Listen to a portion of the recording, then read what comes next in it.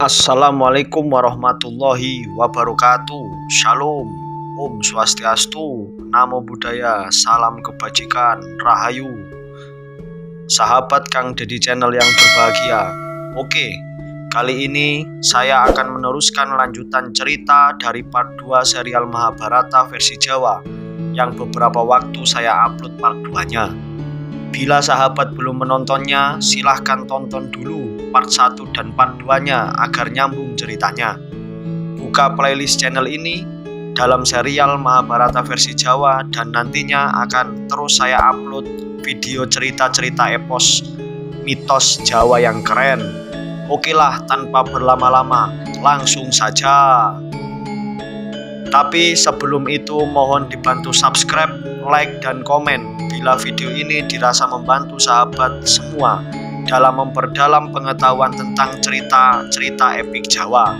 Oke, sebelum itu jangan lupa ngopi, pasang headsetnya, ketatkan celana dalam agar dapat mengikuti cerita ini dengan khidmat. Ya udah, langsung saja part 3-nya.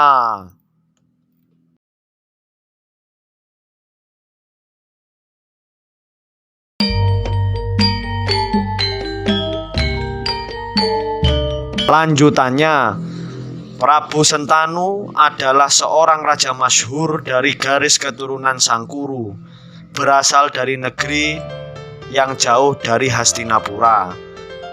Sebelum Sentanu bertemu dengan Dewi Durgandini atau Dewi Setyawati, Prabu Sentanu sudah punya seorang istri yang bernama Dewi Gangga, yaitu Dewi yang menjaga Sungai Gangga. Ia menikah dengan Dewi Gangga yang dikutuk agar turun ke dunia. Namun Dewi Gangga meninggalkannya karena Sang Prabu melanggar janji pernikahannya. Hubungan Sang Prabu dengan Dewi Gangga sempat membuahkan 7 anak. Akan tetapi semua ditenggelamkan ke Laut Gangga oleh Dewi Gangga dengan alasan semua sudah terkena kutukan. Akan tetapi saat Dewi Gangga melahirkan anak ke-8-nya, bisa diselamatkan oleh Prabu Sentanu yang diberi nama Dewa Brata. Kemudian Dewi Gangga pun pergi meninggalkan Prabu Sentanu. Nama Dewa Brata diganti menjadi Bisma karena ia melakukan Bisan Pratikya, yaitu sumpah untuk membujang selamanya dan tidak akan mewarisi tahta ayahnya.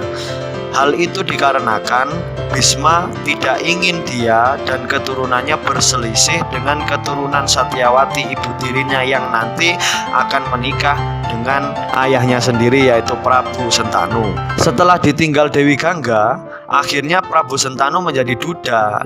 Akhirnya inilah yang kemudian membuat Prabu Sentanu melanjutkan hidup berumah tangga dengan menyerang kerajaan Hastinapura untuk memperoleh Dewi Satyawati dan juga kerajaannya, yang itu sudah saya ceritakan di part 2. Putri seorang nelayan, setelah dia membedah dan menjajah kerajaan Hastinapura dan mendapatkan seorang ratunya, yaitu Dewi Durgandini atau Setyawati, yang dulu adalah istri dari Palasara. Dari hasil hubungannya tersebut, Sang Prabu Sentanu dan Dewi Satyawati berputra Sang Raden Citragada dan Raden Wicitrawirya. Demi kebahagiaan adik-adiknya, Sang Bisma ia pergi ke kerajaan Kasi dan memenangkan sayembara, sehingga berhasil membawa pulang 3 orang putri bernama Amba, Ambika, dan Ambalika untuk dinikahkan kepada adik-adiknya. Karena Citragada wafat, maka Ambika dan Ambalika menikah dengan Wicitrawirya, sedangkan Amba, seorang kakak sulung dari 3 bersaudara tadi, mencintai Bisma. Namun Bisma menolak cintanya karena terikat oleh sumpah bahwa ia tidak akan kawin seumur hidup. Demi usaha untuk menjauhkan Amba darinya, tanpa sengaja ia menembakkan panah menembus dada Amba. Atas kematian itu, Bisma diberitahu bahwa kelak Amba akan bereinkarnasi menjadi seorang pangeran yang memiliki sifat kewanitaan, yaitu putra Raja Drupada, yaitu Dewi bernama Srikandi. Kelak kematiannya juga berada di tangan Srikandi yang membantu Arjuna dalam pertempuran akbar di Kurusetra, yaitu perang Bharatayuddha. Lanjut, Citragada wafat di usia muda dalam suatu pertempuran. Kemudian ia digantikan oleh adiknya yaitu Wicitrawirya. Wicitrawirya pun wafat di usia muda dan belum sempat memiliki keturunan. Sehingga Satyawati memiliki keinginan dan inisiatif untuk mengirim kedua istri Wicitrawirya yaitu Ambika dan Ambalika untuk menemui Resi Biasa atau Abhyasa. Sebab itulah sang resi dipanggil untuk mengadakan suatu upacara bagi mereka agar memperoleh keturunan. Satyawati menyuruh Ambika agar menemui Resi Biasa di ruang upacara, yang dia tahu bahwa itu adalah anaknya dari Palasara. Dia sengaja meminta Biasa, yang juga anak suaminya Palasara, untuk membuat anaknya bisa mendapat keturunan dari darah Palasara. Setelah Ambika memasuki ruangan upacara, ia melihat wajah sang resi sangat dahsyat dengan mata yang menyala-nyala. Hal itu membuatnya menutup mata.